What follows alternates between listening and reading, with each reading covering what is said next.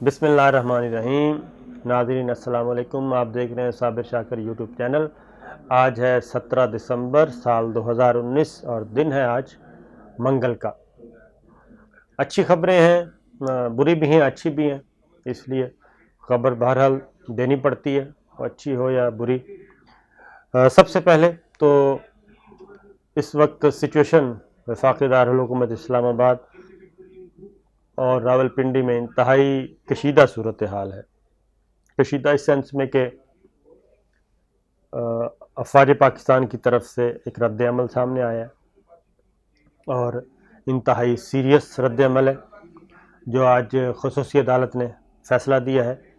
لیکن اس سے آگے بڑھنے سے پہلے میں آپ سے ریکویسٹ کروں گا کہ چینل سبسکرائب کر لیں اور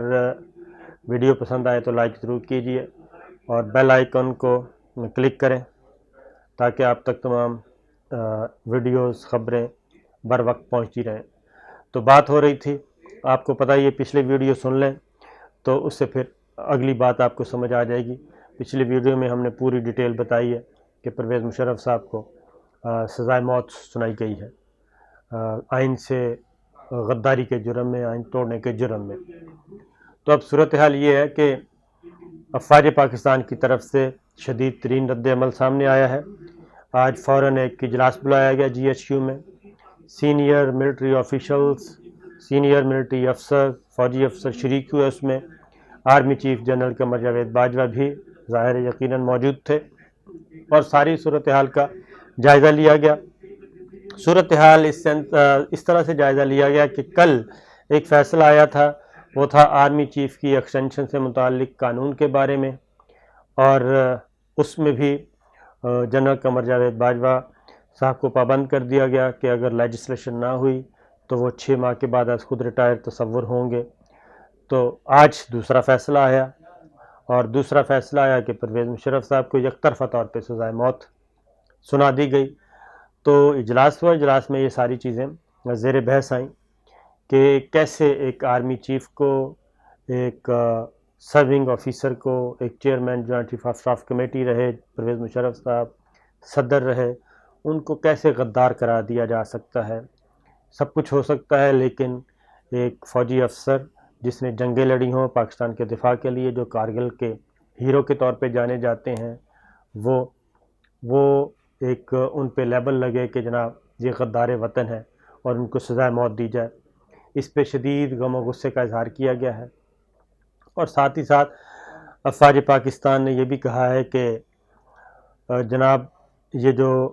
عمل ہے سزا دینے کا، ایسے لگتا ہے یہ ایک انڈیویجول کو، ایک فرد کو، پرویز مشرف صاحب کو نشانہ بنایا گیا ہے اور قانون اور انصاف کے تقاضے پورے نہیں کیے گئے، ان کو سنا نہیں گیا، ان کو دفاع کا حق نہیں دیا گیا، اور ساتھ ہی انہوں نے توقع کا اظہار بھی کیا کہ مستقبل میں عدالتوں سے انہیں انصاف ملے گا۔ یہ بات تو اپنی جگہ درست ہے۔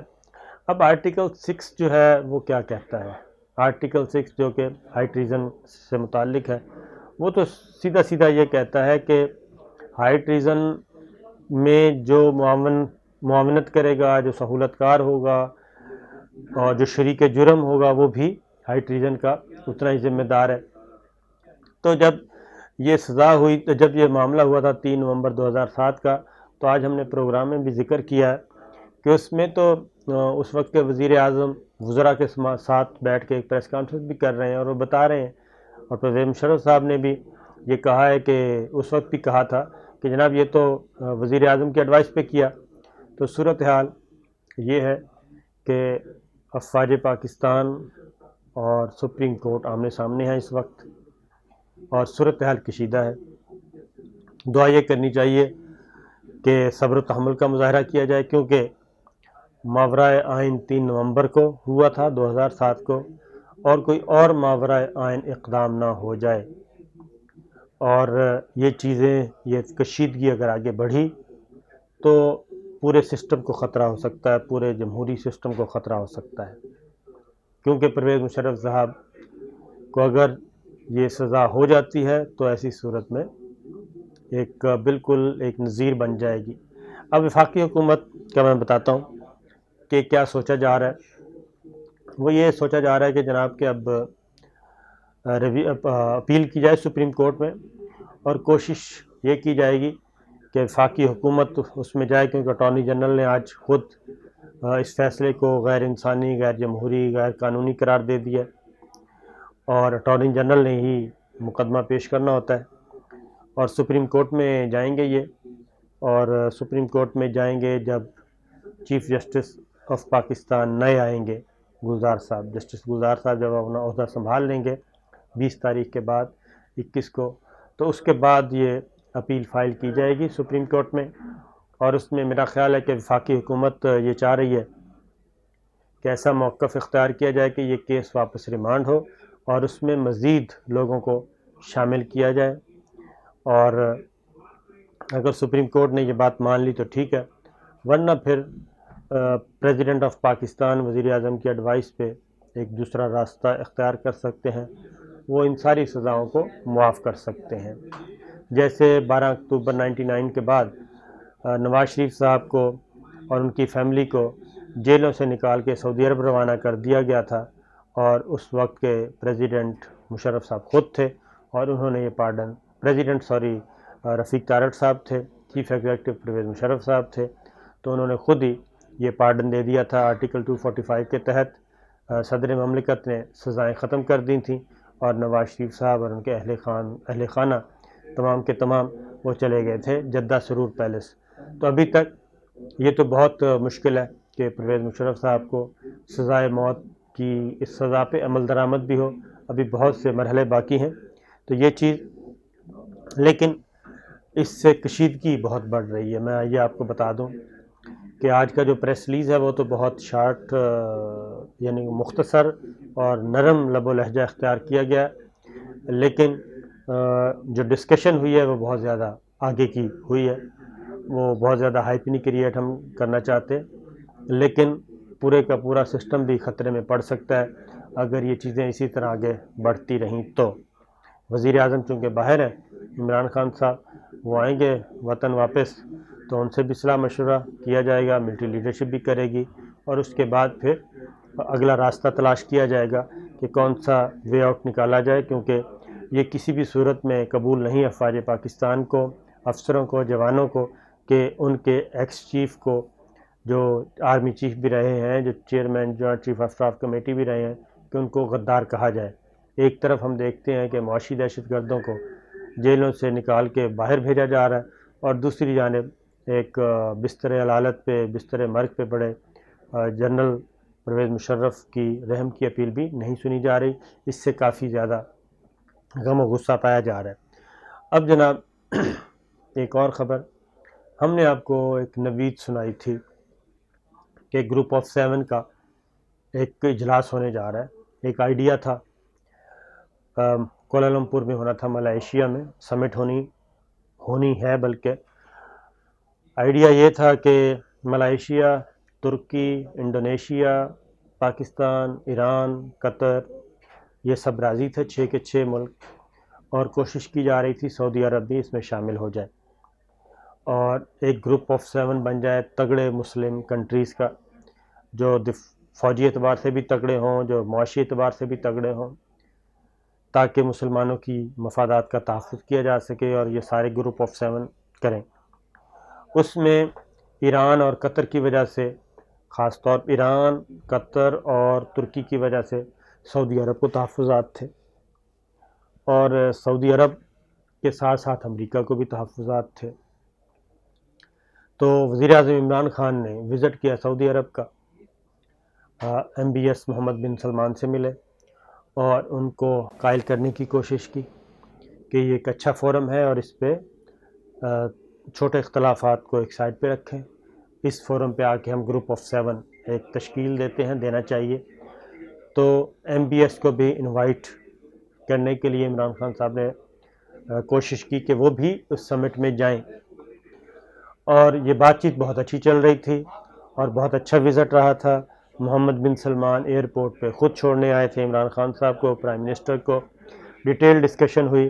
ہمارے انٹیلیجنس آفیشلز اور ملٹری آفیشلز بھی ادھر موجود تھے پہلے سے، یہ ساری گفتگو ہو رہی تھی، بہت اچھے طریقے سے بڑھ رہی تھی۔ لیکن آپ کو پتہ ہے کہ امریکہ بہادر سرکار کو یہ چیزیں اچھی نہیں لگتی کہ مسلم کنٹریز اور وہ بھی تگڑے مسلمان ملک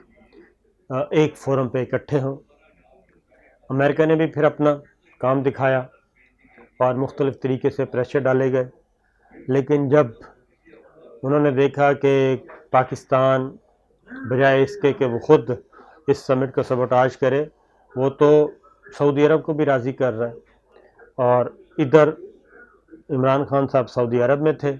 ایم بی ایس کے ساتھ ملاقات کر رہے تھے، اور پاکستان میں لینڈ کیا امریکی وفد، لنزے گرہم کی سربراہی میں 4 رکنی وفد آیا، اور اس کا بھی 1 پوائنٹ ایجنڈا تھا، اور وہ 1 پوائنٹ ایجنڈا تھا کہ اس سمٹ میں شریک نہ ہویا جائے، پاکستان اس میں نہ جائے۔